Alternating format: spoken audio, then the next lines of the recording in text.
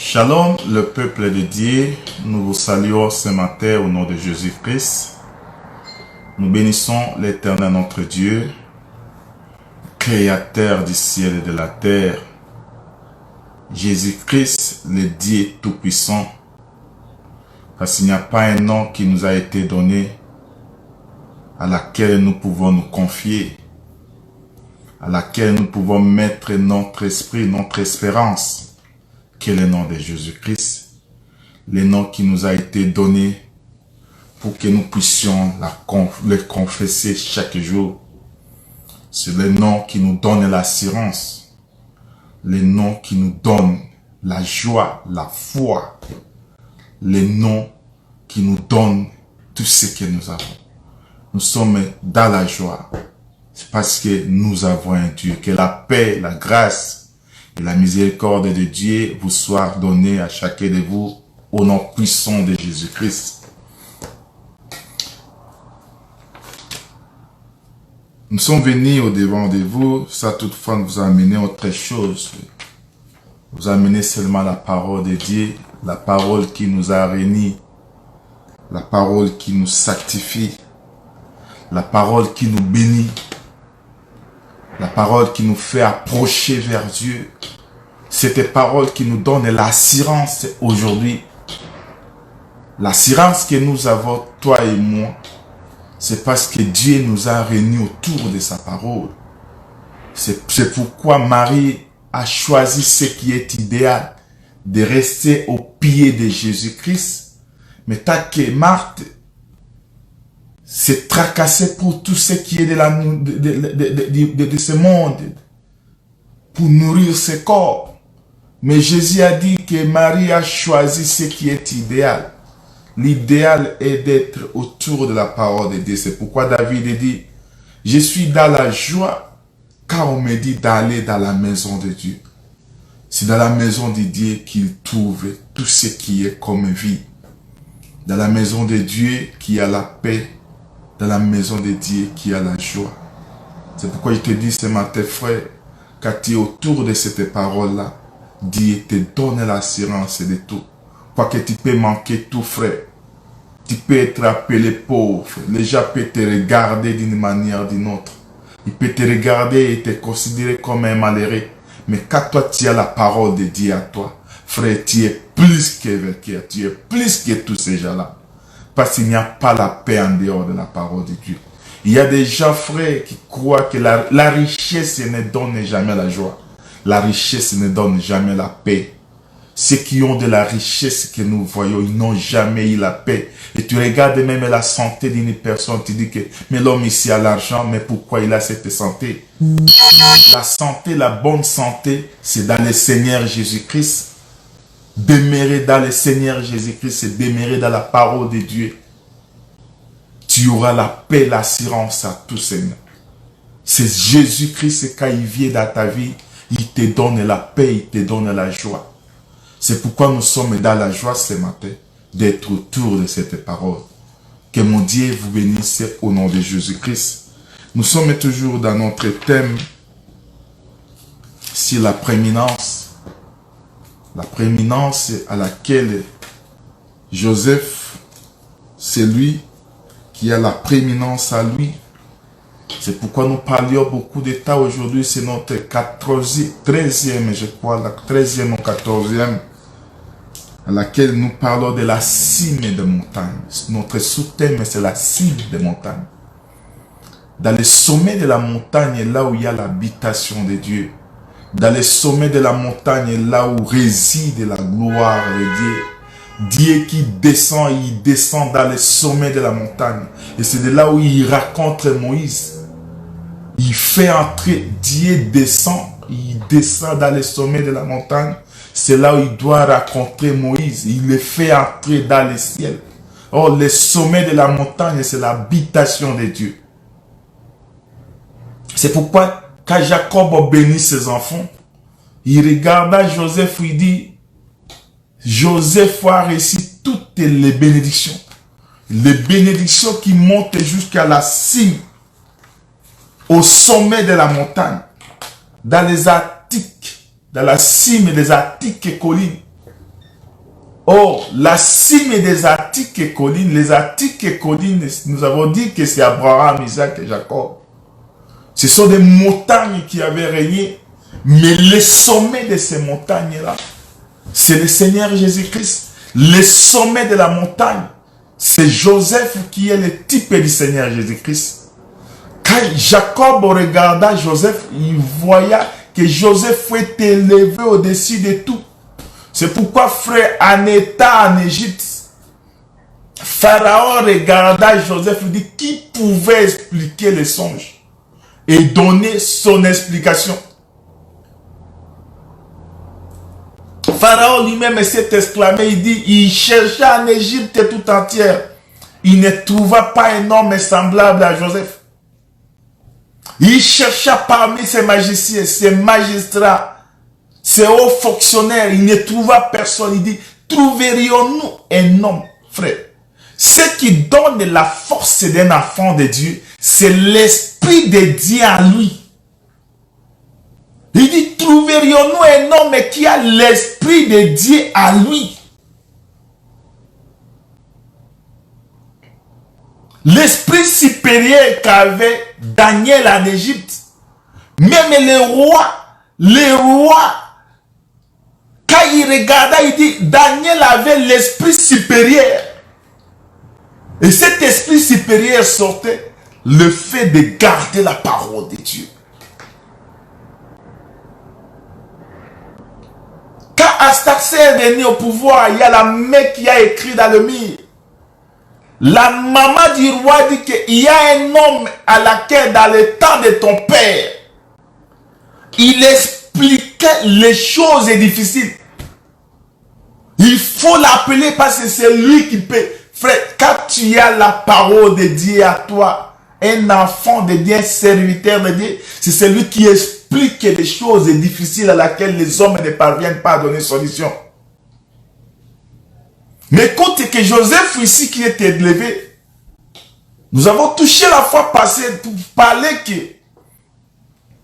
que Moïse, dans Exode chapitre 17, Moïse, dans la marche, il racontera à Amalek. L'Amalek résista, barra la route, le passage des enfants d'Israël. Et tu vas comprendre que Moïse, quand il a remarqué, il dit que pour combattre Amalek, le combat ne peut pas être terrestre. Le combat doit être dans la montagne. Il faut que je monte. Le combat, c'est dans les cieux, celui qui donne la force, qui donne la victoire dans une guerre. C'est le Seigneur Jésus-Christ. C'est le sommet de la montagne. Mais tu vas comprendre que Moïse, quand il est monté, il n'est pas monté seul. Il a pris avec lui Aaron, il a pris avec lui Hur, qui est de la tribu de Juda, Aaron de la tribu de Lévi. Ils sont montés dans la montagne, ensemble avec Moïse. Mais tu vas remarquer que pour combattre Amalek, la guerre ne pouvait pas dépendre de la terre. La guerre devait dépendre du ciel, du milieu à laquelle la cime se trouve. Il n'est pas monté au milieu de la montagne, ni au bas de la montagne. Il est monté au sommet de la montagne. Quand il est assis, il est arrivé là-bas, que Moïse leva le main. Et tu vas comprendre que cela, frère, ne dépendait pas que Moïse. Parce que la force ne sort pas de Moïse. La force qu'avait Moïse, c'était le sommet de la montagne là où il est entré. Or, Amalek, nous avons dit que c'est Esaü.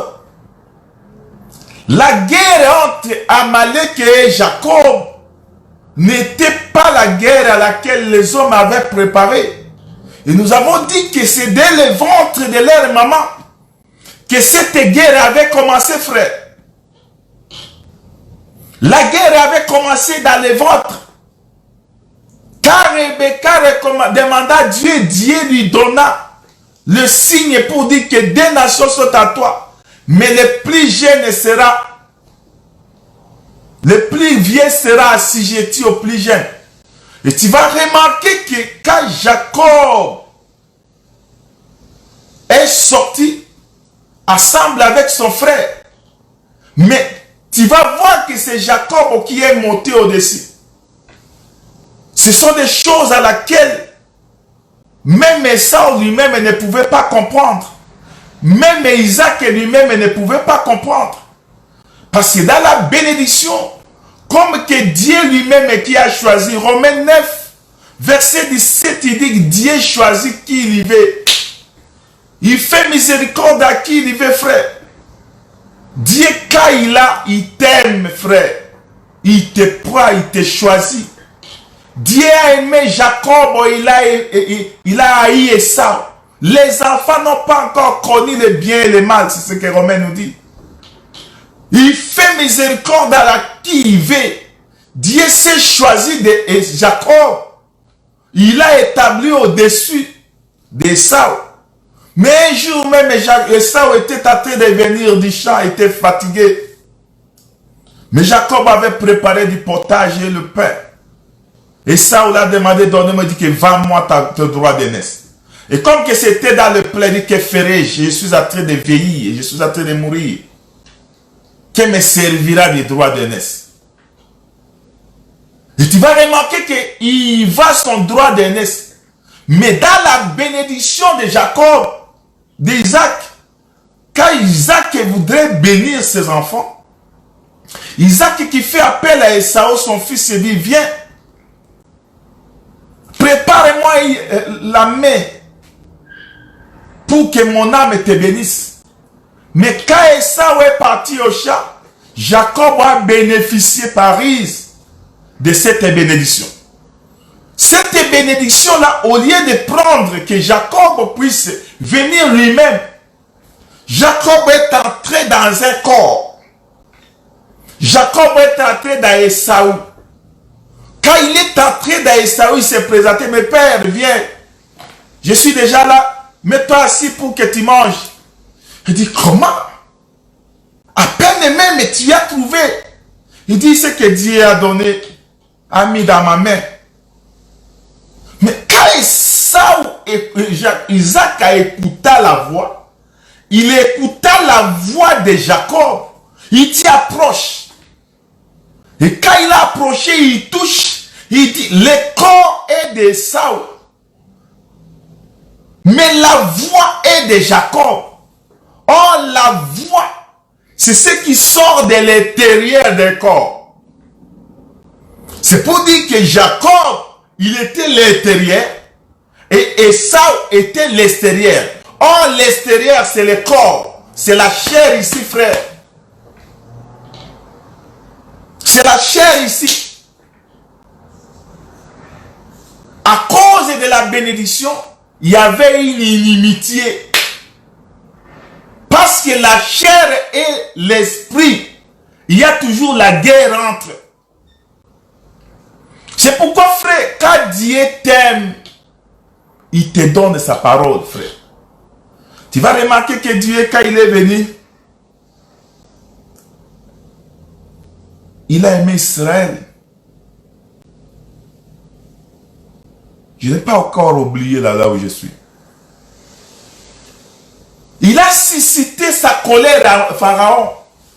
Et il a frappé Pharaon, frère. Mais il a aimé Israël. Il fait miséricorde à qui il veut. Jacob, qui ne méritait pas, il a obtenu grâce pour bénéficier de la faveur du Père. Mais Esau, à cause de ce qui était promis, parce que ce qui sort de la bouche de Dieu, frère, doit s'accomplir. Mais tu vas remarquer qu'au pays d'Égypte, Dieu frappa Pharaon de tout mot, de toute puissance, il pesait sur Pharaon comme s'il n'a pas créé Pharaon. Mais il fait miséricorde à Israël, frère. Il protégea. Il protégea quand il est en train de frapper Pharaon. mais Goshen était épargné. Israël était dans la paix. Israël était dans la sûreté. Israël était dans la parole. Parce que la parole de l'Éternel, c'est une tour forte dont les justes y réfugient. Israël se réfugie dans la parole de Dieu. Mais il frappa les Égyptiens de tout mot. Mais tu vas comprendre que quand Dieu voudrait, frère, quand Dieu te choisit, quand Dieu t'aime, il te donne tout ce qu'il a. Il te fait grâce à tout, à qui il veut. Il rend sa compassion à qui il veut, frère. C'est pourquoi, quand Paul est en train de parler, il dit que ce n'est pas l'effet de celui qui court, de l'effort d'un homme, mais de Dieu qui fait miséricorde. Jacob a obtenu miséricorde parce que Dieu lui a aimé de le ventre de sa maman. Tu vas remarquer même un jour, frère, parce que Dieu, quand il t'aime, frère, il t'aime. Un jour, quand je lis Luc, dans Luc chapitre 22, verset 31, tu vas remarquer que c'est Jésus qui a choisi les disciples. En choisissant les disciples, Jésus qui a choisi Judas Iscariote. Le même Jésus, il a choisi Pierre. Mais dans Luc chapitre 22, verset 31, tu vas remarquer que le diable vient demander Pierre. Chez Jésus, il dit, donne-moi ce Pierre-là parce qu'il parle beaucoup. Mais quand Jésus regardait, il dit, non, non, je ne peux pas lâcher Pierre. Il dit à Pierre, tu sais que le diable t'a réclamé. Excusez-moi, il y a quelqu'un qui m'appelle là, je dois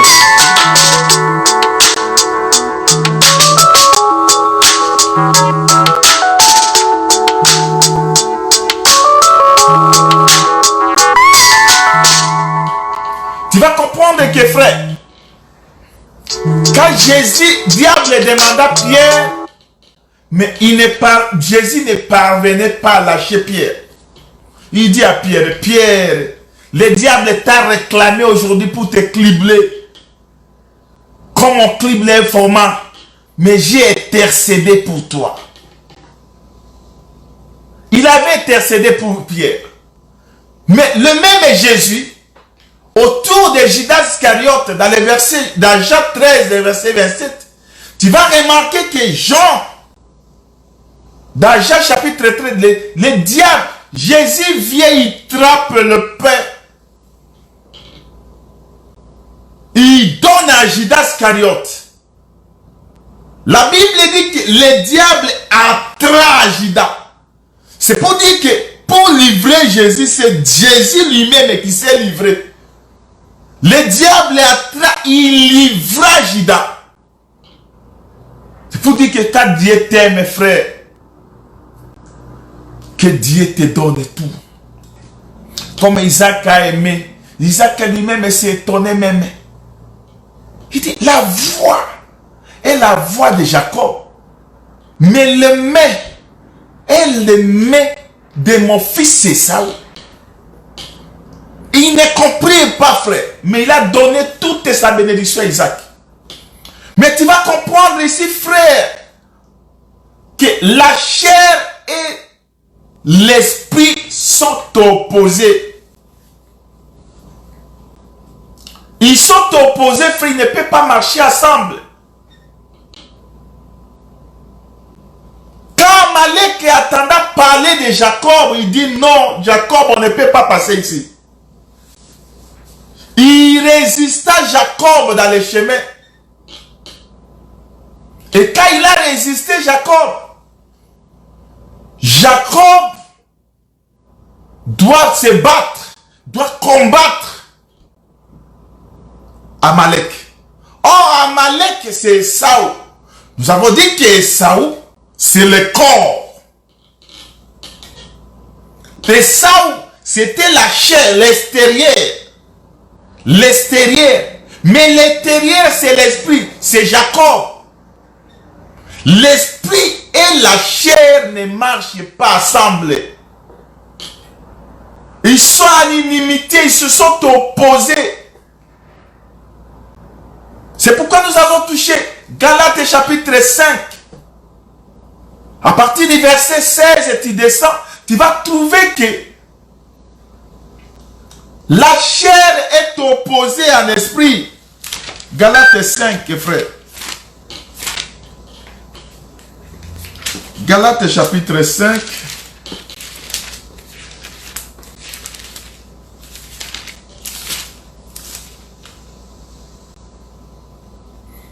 Je dis donc, marchez selon l'esprit et vous n'accomplirez pas les désirs de la chair. Quand tu marches dans l'esprit, tu n'accompliras pas cette œuvre de la chair ici. Or, l'esprit, c'est Jacob. Or, la chair, c'est Esaü. Quand Esaü écouta parler de Jacob, il est sorti pour le résister. Il est sorti pour s'opposer. Mais en fait, pour s'opposer à Jacob, il ne pouvait pas attaquer Jacob par le devant. Il attaqua Jacob par derrière.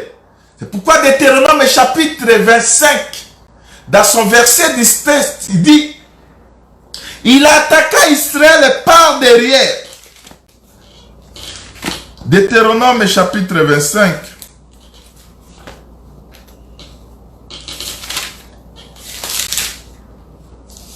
« 25, 7, 17.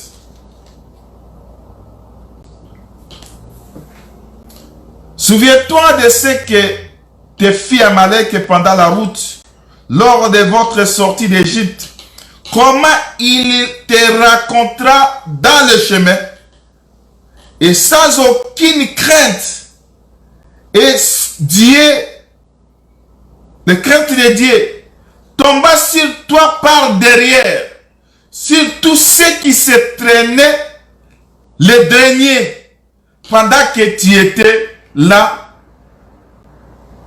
et épuisé de toi-même. C'est quand l'homme devient faible, c'est le moment à laquelle Amalek attaque seulement une partie faible. La faiblesse, c'est le péché. C'est pourquoi il n'est pas bien, frère, de vivre dans le péché, de vivre selon le monde.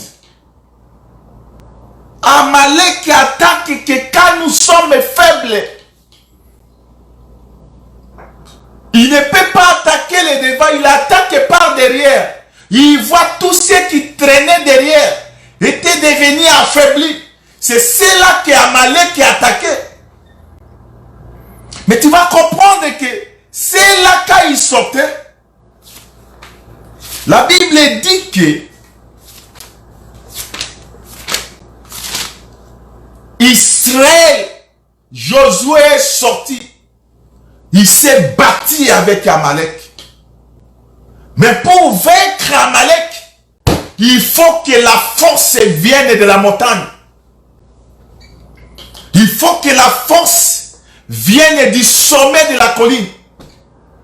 Il faut que la force vienne de là où Moïse est assis. Mais comprends, frère. Or, nous avons dit que Esaü c'est la chair, Jacob c'est l'intérieur. C'est pour dire qu'ils marchent en opposition. Je suis toujours dans Galates chapitre 5. Je prends le verset 17. Car la chair a des désirs contraires à ceux de l'esprit, et l'esprit en a les contraires à ceux de la chair. Ils sont opposés entre eux, afin que vous ne fassiez point ce que vous voudriez. Ils sont opposés, frère. La chair et l'esprit ne marchent pas ensemble. Frère, Amalek ne te laissera pas le temps libre. Parce qu'il cherche ta chute pour te tuer. Le diable est toujours autour de nous. Dans nos faiblesses, c'est pour qu'il puisse nous prendre. C'est pourquoi la Bible dit qu'il rôde comme un lion. Il n'est pas lion, il rôde autour de nous comme un lion. Pour chercher à dévorer, frère. Le diable n'est pas ton ami. Or, l'ennemi de notre vie, c'est ce corps. C'est Amalek, frère. Le corps a les désirs contraires à celui de l'esprit. Le corps aime toujours satisfaire ses désirs. Le corps aime toujours qu'on puisse marcher avec lui. Quand tu vis dans le corps, frère, le corps va te tuer, va t'amener à la mort. C'est pourquoi ces jours-là, frère, hier, la fois passée, nous avons parlé de Saül. Dans 1 Samuel chapitre 15, Saül qui sort, qui trouve la recommandation de Dieu à travers son serviteur Samuel. Il dit, va combattre Amalek et dévoue Amalek en interdit. Ne laissez rien. Dévouez tout en interdit. Mais quand Saül est parti, un enfant de Dieu, c'est celui qui fait la volonté de Dieu. Il ne faut pas te prendre à la place de Dieu, raisonner à la place de Dieu. C'est Dieu qui t'instruit. Quand toi, un enfant de Dieu, tu écoutes Dieu, frère, tu seras prospère, tu vas prospérer dans tes voies. Tu auras la réussite avec toi. Mais si toi, tu abandonnes la parole de Dieu, Dieu t'abandonne. Saül qui est parti, le roi d'Israël, qui est parti, il a réussi à combattre Amalek et à le vaincre. Il a tué tout, mais il a pris tout ce qui est grâce. Il prend même le roi aussi d'Amalek Agag, il épargna. Frère, quand toi tu blagues avec la chair va t'apporter, frère. Cette chair va t'apporter. Tu ne sauras pas vivre avec cette chair. Un enfant de Dieu ne peut pas demeurer dans le désir de la chair. Un enfant de Dieu, c'est celui qui vit Dieu à lui. Quand nous vivons, nous marchons avec Dieu, nous sommes les plus que vainqueurs, frère. Mais Saül, quand il est parti, il a épargné le roi Agag. Mais tu vas lire dans 2 Samuel chapitre 1er, tu prends son verset 18, tu vas trouver que c'est Amalek qui n'a pas pitié de ce corps, qui n'a pas pitié de Jacob. Amalek, son objectif est de détruire. Quand Amalek vient, frère, il ne blague pas. On ne blague pas avec la chair. Notre ennemi, c'est ce corps ici. Quand toi, tu aimes le corps plus que Dieu, tu vas mourir. Le corps va t'apporter.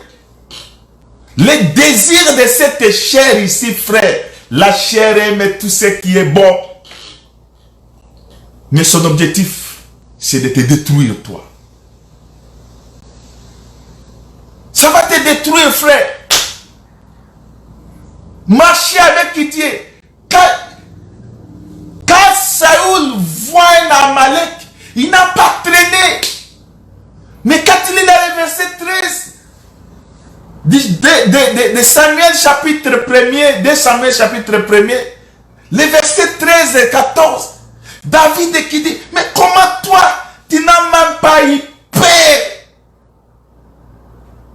d'apporter ta main sur l'oreille de l'Éternel?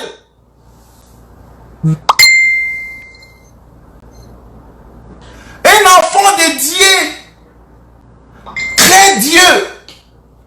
Un enfant de Dieu ne peut pas marcher dans le désir de ses corps.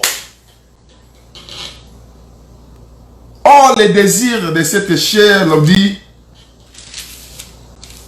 si vous êtes conduit par l'esprit, vous n'êtes point sous la loi. Or, les œuvres de la chair sont évidentes. Ce sont la débauche, les piretés, les dérèglements. Ça va t'apporter, frère, cette chair qui te vit dans la chair. Ça va t'amener dans la mort. Tu fais de la débauche, ça t'amène les maladies, ça t'amène la mort. Des dérèglements. Ça t'amène dans la pureté.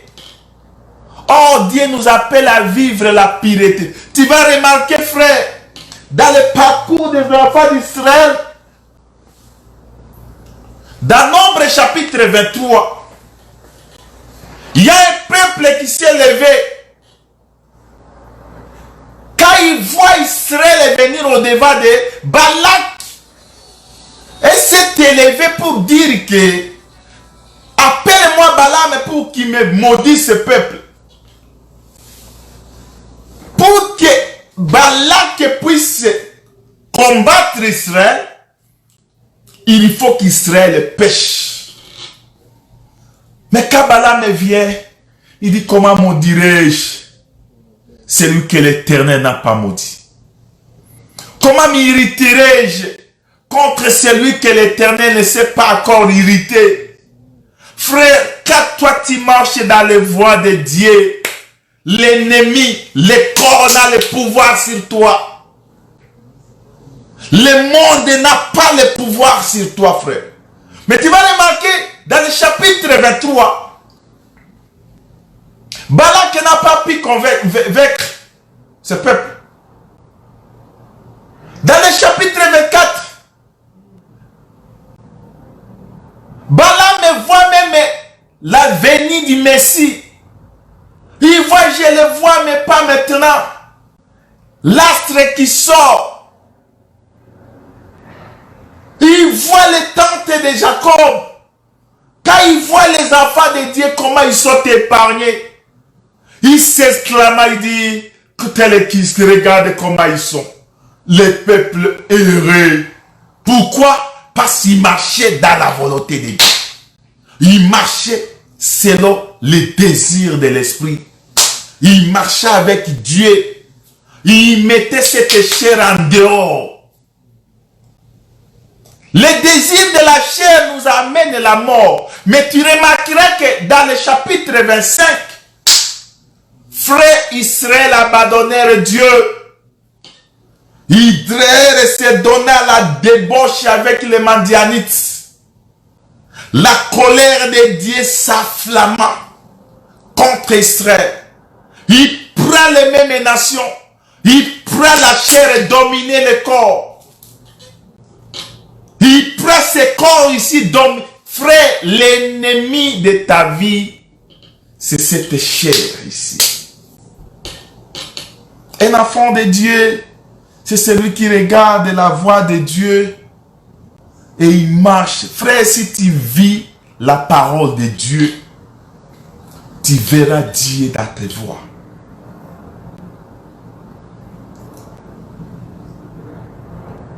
Dans la doctrine, quand tu regardes la doctrine, l'œuvre de la chair ici, frère, ne marche pas, sont opposés à celui de l'esprit. Je parle actuellement de la doctrine, frère. L'œuvre de ce corps ici, de la chair, est en opposition. Il y a l'idolâtrie, la magie, les rivalités, le querelle, les jalousies, les animosités, les disputes, les divisions, les sectes. Frère, quand tu marches dans la chair, il y a la jalousie qui naît. Aujourd'hui, chez le peuple de Dieu, les enfants de Dieu ne parviennent même plus à s'aimer. Pourquoi nous marchons dans la chair, frère? Nous avons bien commencé. Avoir bien commencé avec l'esprit et finir par la chair, frère. Regarde-toi, c'est quel esprit tu as. Dans les enfants de Dieu, dans les chefs des enfants de Dieu aujourd'hui, il n'y a plus même le respect. Il y a la facilité d'injurier ton frère. a la facilité.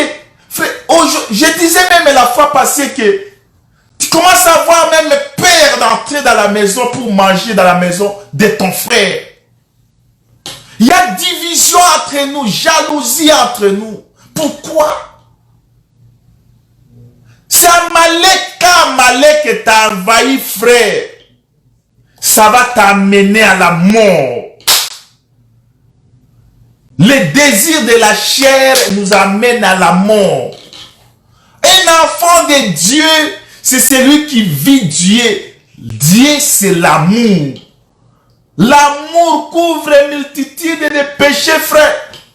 Mais tu vas remarquer aujourd'hui, dans les enfants de Dieu, il y a la jalousie, il y a les gens qui ne s'aiment pas. Comment dans ta bouche, ça va sortir d'une parole de malédiction contre ton frère? Comment dans ta bouche, ça va sortir de la parole de haine? Comment il n'y a plus l'amour au milieu des enfants de Dieu? Amalek est contre Israël, est contre Jacob. Amalek n'aime pas Jacob. Amalek n'aime pas les choses de l'esprit. L'amour que Dieu a mis à toi, frère, la chair cherche à détruire cela. Donc commence à haïr ton frère pour rien. Pourquoi? Pourquoi, frère? Pourquoi toi, le bien-aimé de l'Éternel, dans toi, il n'y a pas une vie de Dieu? Amalek va te détruire. Saoul doit épargner Amalek, mais Amalek n'épargne pas. La chair, l'ennemi, notre dernier ennemi, c'est la chair. La chair aime seulement de bonnes choses, de bons véhicules, une bonne, belle maison, de couverture, un bon lit. Il aime manger. Frère, quand toi tu aimes ce corps ici, tu es à l'inimitié avec l'Esprit de Dieu. Un enfant de Dieu qui vit selon l'Esprit.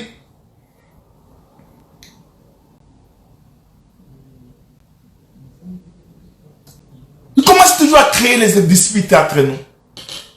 Nous sommes aidés. Toi, il y a même les enfants de Dieu, quand ils regardent l'autre frère de l'autre côté, ils disent, toi tu es de tel côté. Frère, regarde-toi. Et c'est cet amour-là que Jésus-Christ a laissé chez les disciples. Jésus-Christ nous a laissé la vie. Jésus a amené l'évangile de la réconciliation. Quand tu vois ton frère dans le mal, appelle-le frère. Pourquoi tu agis comme ça? Et cette vie-là, ça n'existe plus chez nous. Pourquoi? Pourquoi ne pas appeler ton frère et trouver solution à tous ces problèmes? L'autre s'afflamme, l'autre s'afflamme. Et chacun de sa manière. Vous servez quel Dieu? Et c'est sincèrement, vous servez le Dieu que nous connaissons.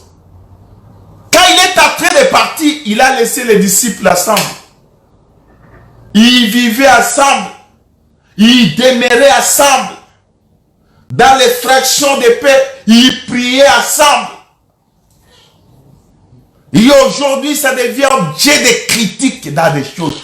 Toi là, toi tu as ramassé ces choses où? C'est seulement une grâce de Dieu. Et pourquoi tu vas t'enorgueillir? L'orgueil ne nous amènera nulle part. L'Esprit de Dieu, mais qui est à nous amène la joie, nous amène l'amour. Il dit, mais le fruit de l'Esprit, je suis dans le verset 22, le fruit de l'Esprit, c'est l'amour, la joie, la paix, la patience. Il n'y a plus de patience à nous. On ne se patiente pas les autres comme les autres. Si tous les ministres de Dieu. Les ministres, dans les ministères, dans les ministres de Dieu, il n'y a plus la patience. Il n'y a plus des gens qui cherchent la paix. Nous avons bien commencé, frère. Où en sommes-nous aujourd'hui? La chair va te détruire. Tu n'hériteras point le royaume des cieux quand tu marches selon la chair. Quand tu marches selon ta manière d'être, toi tu crois que le Dieu là, c'est toi qui as Dieu, frère. Dieu a la manière de marcher. Il a donné le commandement à Israël. Mais à la fin, il a parlé. Il dit que il résume d'aimer Dieu et aimer le prochain. Quand toi tu aimes ton frère, tu n'auras pas, tu ne peux pas préméditer le mal contre ses frères. Tu ne peux pas penser mal.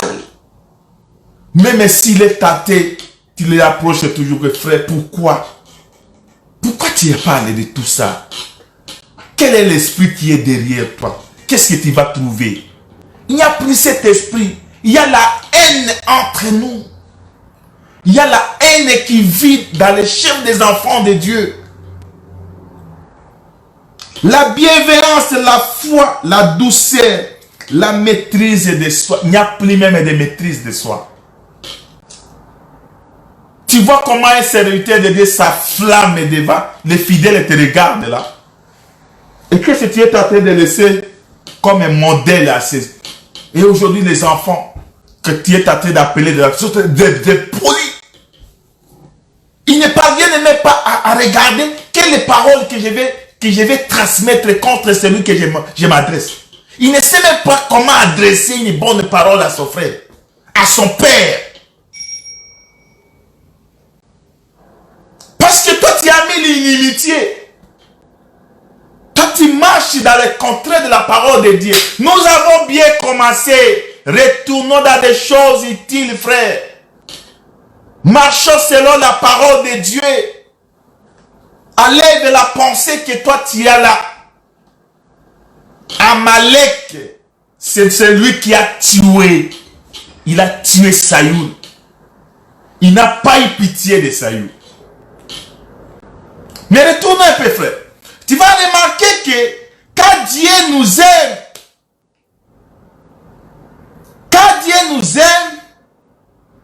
il te donne sa parole. Amalek a résisté. Il a résisté. Il ne pouvait plus même s'approcher. Frère, quand toi tu regardes comment Dieu marche, même quand Jacob construisait le temple, quand il construisait le temple d'un roi, Hiram envoyait les bois à radeau. Il mettait les bois ensemble pour qu'ils puissent arriver au bon port. Ils étaient ensemble. Ils marchaient ensemble pour qu'ils puissent trouver solution à leurs problèmes. Mais écoute frère, Amalek, quand il s'est levé, Moïse est montant au-dessus de la montagne. Quand il est assis dans la montagne, c'est le moment dans lequel Moïse a levé les mains. Nous avons expliqué que les mains levées, c'est la prière. Il s'est donné dans la prière et il était assis sur une pierre. Une pierre était. Quand il est fatigué, Moïse n'était pas parti ailleurs. Moïse était assis dans la pierre. Mais tu vas comprendre que quand Moïse est monté dans la montagne avec Hir et Aaron, Moïse ne montait pas que dans la montagne ses mains seraient fatiguées. Non. Moïse voyait que dans la montagne qu'il y a la victoire. Mais arrivé à la montagne là-bas, ses mains s'est affaiblies. Il les fit fatiguer. On a pris la pierre, on a établi Moïse. Mais il y a deux qui le soutenaient. Pour que Moïse soulève la main toute la journée, il faut le soutien des deux frères. Soutiens ton frère. Dans cet évangile ici, dans le parcours ici, frère, le parcours est grand. Tu peux peut soutenir l'autre même dans les conseils, dans la manière de suivre l'évangile éternel. Aujourd'hui, ça devient des moqueries seulement. Appelle ton frère, parle avec lui. Aaron et Hir ont soutenu Moïse. Pourquoi Aaron n'a pas soulevé ses mains? Pourquoi Hir n'a pas soulevé ses mains? Celui qui devait soulever les mains, c'était Moïse. Mais nous avons parlé que c'est Aaron et Moïse et Hir. Les deux, c'est tout un sacerdoce, le sacerdoce lévitique et sacerdoce royal. Les deux frères. La parole et son interprétation qui a donné la force. Tous les deux assis autour de Jésus-Christ, de la pierre angulaire. C'est pourquoi Moïse, quand il est fatigué, frère, les fatigues de Moïse peut nous amener ici de la faiblesse. Je parle de la doctrine, frère. Je parle de la doctrine. Ça peut amener que la faiblesse est arrivée. Mais qui peut soutenir Moïse? Il y a Hir qui est venu et Aaron qui est venu. C'était le serviteur de Dieu. Ils l'ont soutenu et la victoire était parfaite. La victoire était donnée à Israël. L'effort de chacun de nous, frère, nous allons parvenir cet évangile loin dans le monde. Le monde a vu l'évangile. Mais toi, tu es en train de détruire cet évangile ici. Dieu te détruira un jour. L'enseignement, frère, qui sort du sommet de la montagne, c'est celui qui nous donne la victoire. Moïse est dans la montagne. Moïse est assis quand il est faible. Celui qui donne la force à Moïse, c'est la pierre. Oh, la pierre, c'est le Seigneur Jésus-Christ lui-même. Selon Ephésiens chapitre 2. C'est lui la pierre angulaire. La pierre à laquelle nous sommes en train d'être assis pour avoir la force. La Bible dit que celui qui est faible va soutenir celui qui est fort, soutient celui qui est faible. Shalom, mes pasteurs Jojo. Ceux qui sont forts soutiennent ceux qui sont faibles. Soutenons-nous, frères, dans la parole de Dieu. Le champ est grand. La division, il n'y a rien qu'on peut gagner dedans. Ça devient les milliers des experts. Frère, tu n'es rien. Rien du tout. Sans Dieu, tu n'es rien. La Bible dit que nous avons obtenu grâce. C'est cette grâce-là, frère, que tu commences à t'enorgueillir. Il n'y a que Dieu.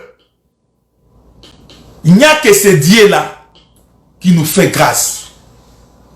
Et aujourd'hui, frère, on est appelé à prendre enfant de Dieu. On est appelé peuple de Dieu. Un enfant de Dieu, c'est celui qui écoute la parole de Dieu et qui met cela en pratique. Moïse était soutenu par les deux pour qu'ils parviennent à donner la victoire. La victoire vient du sommet de la montagne, frère. La victoire ne vient pas de la terre. Parce que dans la terre, il n'y a que des confusions, des conflits, de tout. Notre victoire vient de l'Éternel, du sommet de la cime des montagnes. Du sommet de la montagne qui nous donne la victoire. Et tu vas comprendre que quand ce qui vient du sommet de la montagne, c'est ce qui a donné que Josué puisse combattre les Amalek jusqu'au soir et les vaincre. Un enfant de Dieu, pour que nous ayons la victoire aujourd'hui contre cette chère frère, cela ne dépend pas de toi. Cela ne dépend pas des noms. Cela dépend de l'Esprit de Dieu à nous. L'Esprit qui va nous convaincre. L'Esprit nous convainc à être enfants de Dieu. L'Esprit nous appelle afin que nous puissions vivre. C'est pourquoi tu vas regarder, frère, ces jours-là, Moïse, quand j'ai dit Hébreux chapitre 11, la Bible nous dit quoi?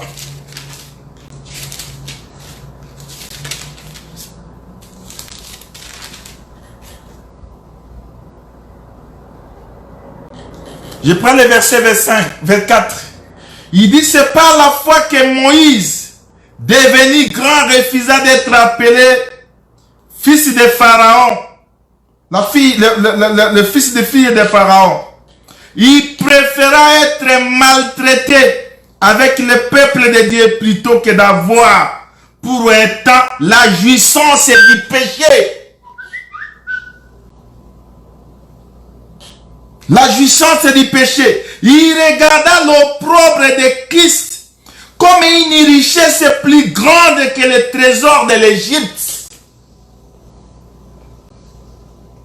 Il regarda l'opprobre de Christ comme une grande richesse. Il oublia tout ce qu'il avait. Il oublia qu'il était fils de Pharaon. Il a grandi dans la maison de Pharaon. Mais tu vas remarquer que Moïse, quand il a regardé l'opprobre de Christ, comme une richesse. Cette parole ici, c'est une richesse pour nous, frères.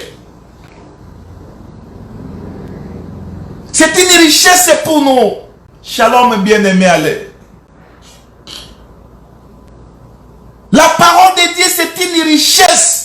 Il y a les gens qui ont abandonné tout pour cette parole.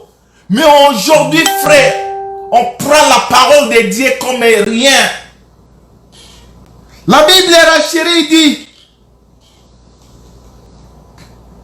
il regarda l'opprobre de Christ comme une richesse plus grande que le trésor de l'Égypte.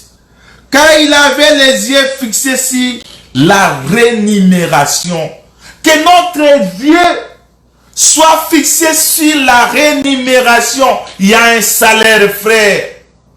Parce que les gens peuvent se moquer de nous aujourd'hui. Les gens peuvent parler de toi mal. Sois serein. Tiens-toi fort, frère. La chair ne te rapportera rien. Combien de fois tu as nourri cette chair? Ça t'a donné quoi? Dans la débauche, dans le vol, dans tout. Tu l'as nourri. Chaque jour ou après un tas, frère, tu le vois toujours. Il a toujours besoin que tu puisses la procurer. Des bonnes leçons, des bonnes lotions, d'une bonne nourriture, un bon logement, des bonnes choses. Et derrière toi, tu gagnes quoi? Frère, Moïse a vu ce qui est idéal. Il a préféré laisser toutes ses richesses. Son regard était fixé sur la rémunération. Il dit, un jour, je serai payé. Un jour, Dieu va me payer. Frère, il y a un salaire pour tout celui-là qui croit à la parole de Dieu. Qui sert Dieu dans la vérité. Frère, abandonnons tout ce que nous sommes en train de penser à faire.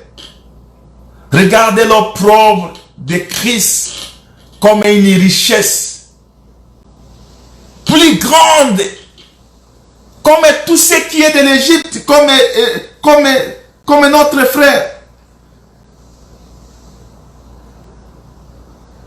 C'est par la foi qu'il quitta l'Égypte sans être effrayé de la colère des rois. Frère, pour être appelé aujourd'hui enfant de Dieu, Dieu a payé un prix. La victoire que nous pouvons obtenir vient du ciel, frère. Vient de la cime des montagnes. Oh, la cime des montagnes. c'est le Seigneur Jésus-Christ. Celui qui est assis au-dessus de tout. Il est au-dessus de tous les prophètes. Il est au-dessus de tous les rois de la terre. Il est au-dessus de toutes les principautés. Tout ce qui est roi, tout ce qui est la richesse, tout ce qui est bonheur. Jésus-Christ est au-dessus de tout. Si toi tu crois à ce Seigneur Jésus-Christ, frère, tu as la victoire dans toi. Et tu verras la gloire de Dieu. Frère, j'ai parlé à quelqu'un ce soir. Que frère, la victoire ne vient d'ailleurs. La victoire vient de la parole de Dieu. La chair ici, frère, ne nous servira de rien. Dans la chair, il n'y a que des futilités inutiles. La chair ne nous rapporte rien de bon. La chair amène seulement la confusion. La chair amène la haine et tu commences à haïr ton frère pour rien. Quand tu vois quelque chose remonter à toi comme ça, frère, il faut prier. Tu n'aimes plus ton frère. Il faut prier. Il y a la jalousie à toi, il faut prier. Il y a toutes sortes de malheurs, de mal à toi.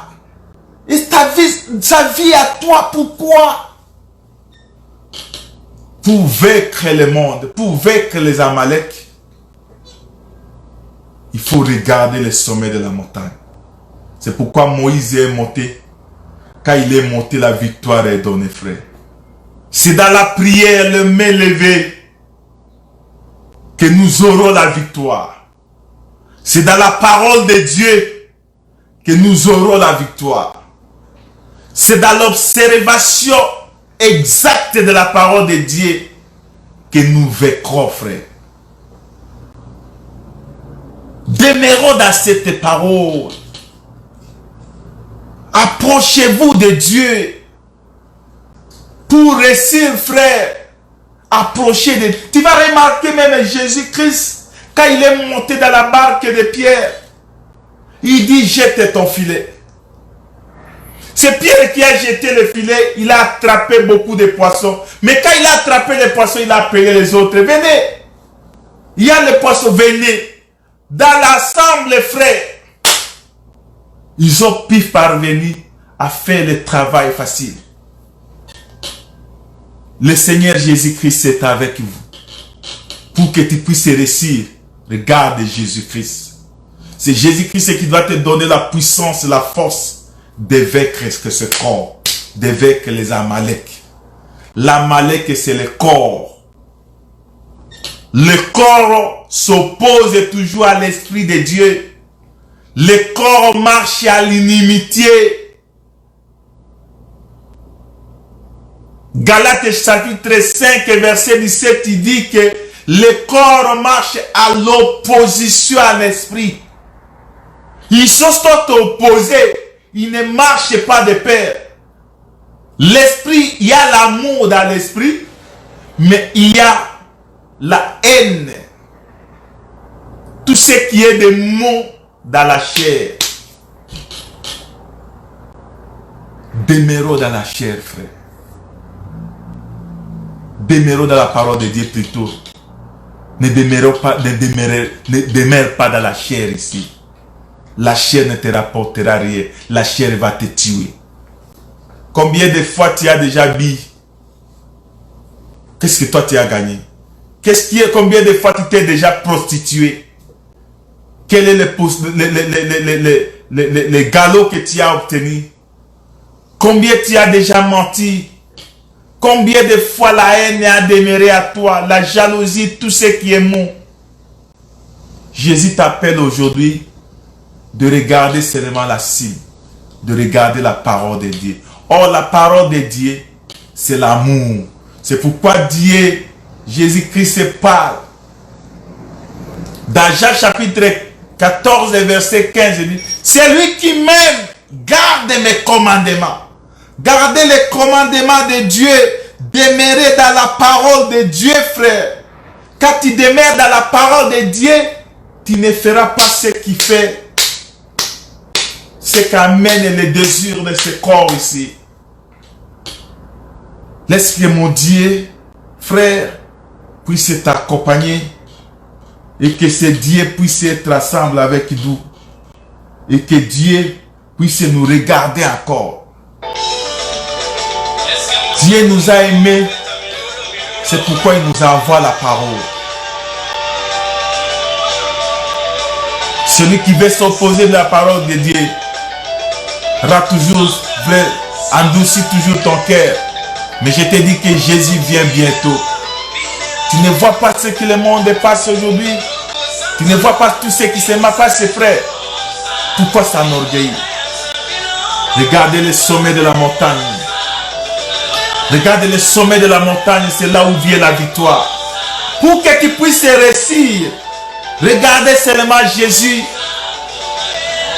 Demeurez dans Jésus. Que ton regard soit fixé vers Jésus, vers la montagne. C'est là où nous vient la délivrance. C'est là où nous vient la paix. C'est là où nous vient la victoire. La victoire ne sera pas donnée. La victoire, c'est il y a un homme qui a vécu. Qui a combattu, il a vécu. Et aujourd'hui, nous marchons dans la victoire. Que mon Dieu, que je sers avec persévérance et vous bénisse ce soir. Au nom puissant de Jésus-Christ, Amen.